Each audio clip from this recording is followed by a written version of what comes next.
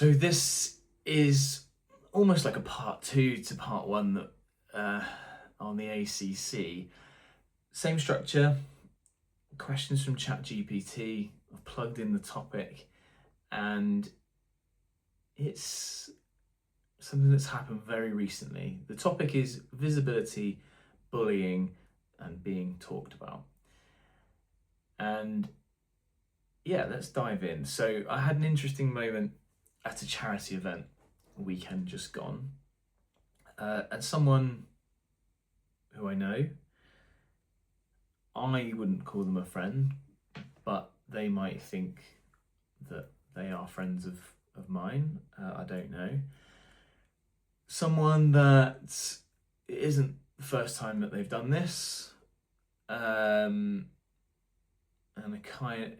and it's happened even like since my divorce, and certainly not long after it all kind of kicked off, and so it showed a lack of kind of empathy and thought for me. And they made a beeline for me at the weekend and just started giving me shit, really, grief. Wasn't to say hello, wasn't to check in, wasn't to see how I was, how things were going, to introduce themselves to Becky, who he'd not met before.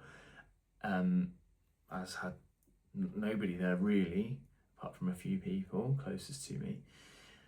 It was just to have a go at me basically, and give me grief and try and get a reaction about my social media posting, which I still post on social media, but not the daily posting, trying to grow my business, trying to grow my business coaching business. That stopped in July 25, but obviously still on this person's radar, and something that he wanted to give me grief on. I won't say what was said, but it went far beyond some sort of friendly banter. And the bit that really riled me was that when he first came over, he offered to take a picture of Becky and I, which we obliged. And he then took that picture and put it on a WhatsApp group that he showed me called Kirk Watch. And it was mocking, unfriendly, and just an attempt to kind of belittle me and make me feel like crap. So that's what happened. And the question ChatGPT's come up with here is, why did that hurt more than I thought it would? And the reason is, and it's not to do with this person, because I don't really have any time for them, and even less so now. I've blocked him from everything so that he can't see or contact me. It was more that people were talking behind my back, which I don't particularly care what people think of me, but it's people that would definitely say that they were friends of mine. I think that's why it hurt the most. And I think as well, it hurt me personally for that reason, thinking, oh, who's in that group, who's talking about me, why are they talking about me? But also it dragged Becky into it as well, and taking a picture of us just to put in a WhatsApp group, people that she doesn't know, it just felt really uncomfortable. And another question then is this what happens when you start putting yourself out there? And I guess it is, yeah. I can deal with banter, and I deserve some of it because some of the stuff I put out there was a little bit cringy. Came from a good place though, genuinely trying to help people with their business growth and trying to grow something myself. And I think it comes from a place of people want to keep you in your box of how they know you and how they've seen you over the years. And like I talked about in the last episode, of what I've turned difficult moments into what I would sort of deem as, I guess, successful moments and growth opportunities for me, starting Inspired Schools 13 and a half years ago, to starting Renew 9 months ago, and putting myself out there with the social media and trying to grow something before that kind of failed. But people don't want to see you do something that they're not comfortable seeing you do. They would rather you behave and act and perform in ways that they're comfortable with and that doesn't perhaps highlight their shortcomings. Now, I'm not saying that everyone wants to be an influencer and get loads of views on social media. I mean, I certainly didn't. But people, not all people, but certain people like to drag you down and not see and be happy for others. And I was guilty of that in my younger life. Certainly I was very jealous of Luke growing up. He was more confident than me, did better than me at school. And sometimes I think, oh, I hope Luke doesn't do too well, because that was my kind of competition. And so I've been in that position where your own shortcomings you project, rather than think, well, I need to sort my shit out and actually try and strive and grow and be better. So I think it does happen when you put yourself out there. The battle is not caring, which is tough, and I found it tough at the weekend.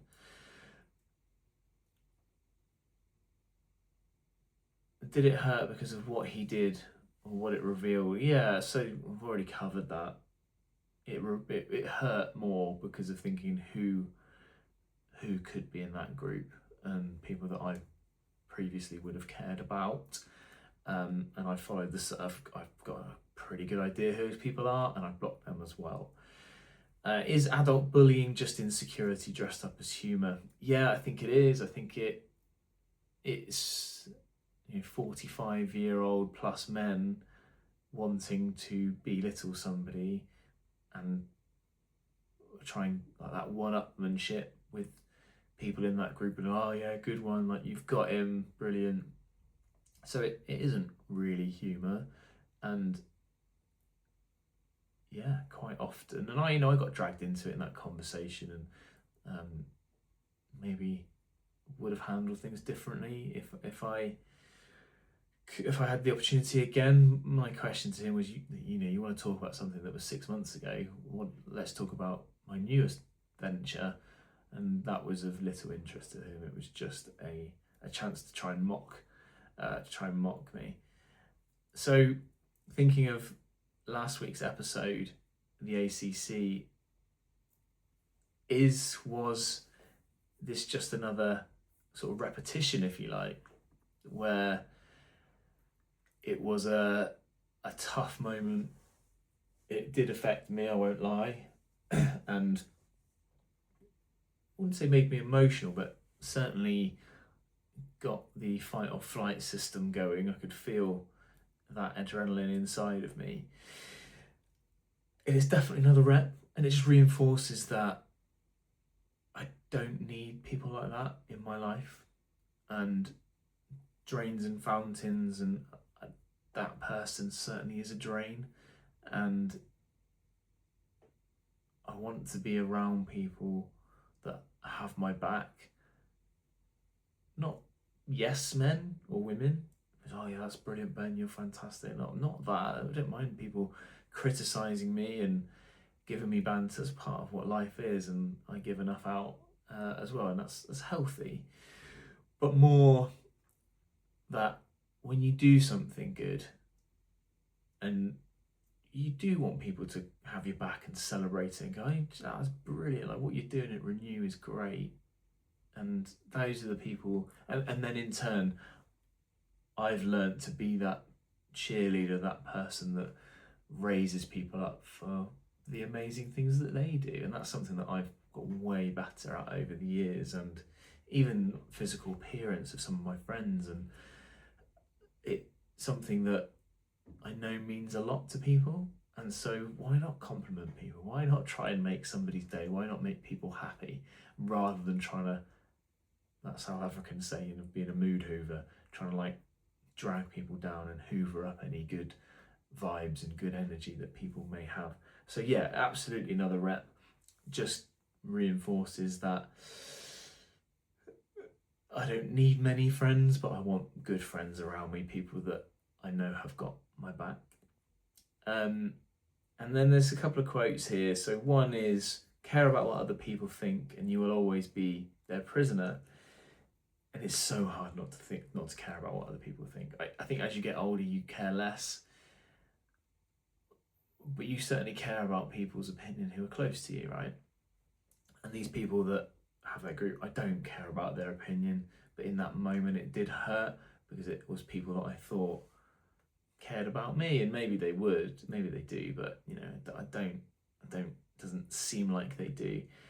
And then as a second part of that, don't take criticism from people who you would never go to for advice. And that's such an important one, where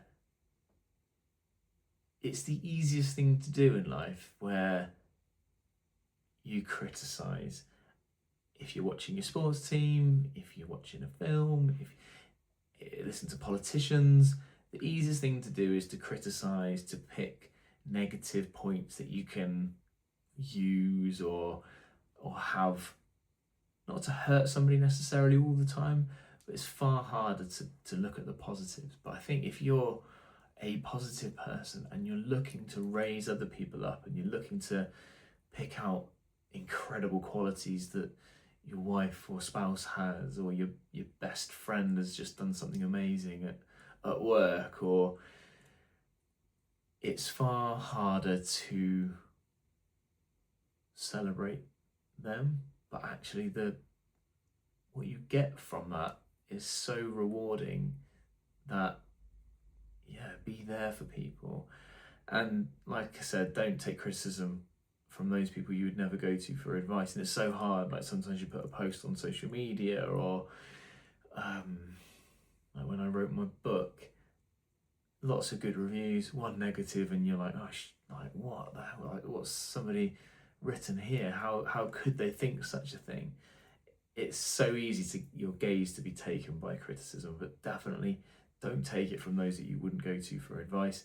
Those perhaps people that are ahead of you in where you want to get to in life, then absolutely, like if Chris Williamson was to listen to this and go, yeah, you know, I don't think that's that good, you might want to try and tweak this, that and the other, brilliant, like bring it on. Someone that I look up to, thinks incredible person, so knowledgeable, loads of wisdom, I would absolutely take that feedback on board.